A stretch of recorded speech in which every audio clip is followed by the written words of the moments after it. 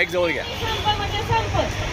सगळ्यांनी एकमतावर राहायचं आणि एकजूट केल्याशिवाय पर्याय नाही आपल्याला. 17 वर्ष झाले, 18 वर्ष झाले, 19 वर्ष झाले तुटपुंच्या मानधनावर काम करतोय आपण. 17 वर्षामध्ये कंपनीमध्ये जर लागला असं नाही तर 40-50-60-70 पगार असतं. शिवाय ऊन नाही, काम नाही, कोणाचा फोन नाही. निघारात्री फोन, कधी फोन, नुसतं जेवायला बसलं तरी जात, झोपलं तरी जात, पाणी प्यायला गेलं तरी जात.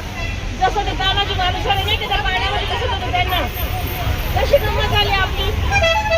किती ह्याला किती जीवन केलंय याच्याने आपल्याला अटॅक येऊन कधी जाऊ शकतो त्याचा भरोसा नाही. त्याच्याने सगळ्यांनी लढायचं, स्वतःसाठी लढायचं. लढा स्वतःसाठी, दुसऱ्यांसाठी कोणासाठी नाही येतं, स्वतःसाठी लढायचं. त्याच्याने सगळ्यांनी लढायला उतरायचं.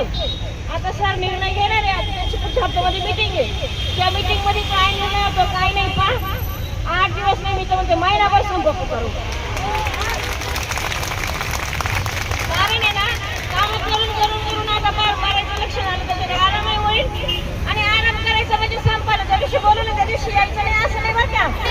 सगळ्यांनी यायचं. नाही तर मग जाऊ दे बाई आमचं करायचंय, मला नाही करायचंय, अजिबात नाही.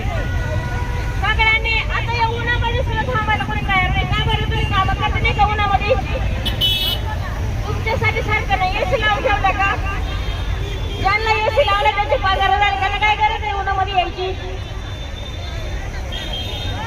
त्यासाठी सगळ्यांनी एकजूट ठेवा.